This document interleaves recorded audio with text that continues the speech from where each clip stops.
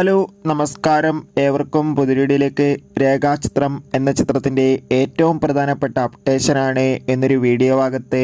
വീഡിയോയിലേക്ക് വരുമ്പോൾ video like ചെയ്യുക, ചാനൽ സബ്സ്ക്രൈബ് ചെയ്യാൻ വേണ്ടി ശ്രമിക്കുക.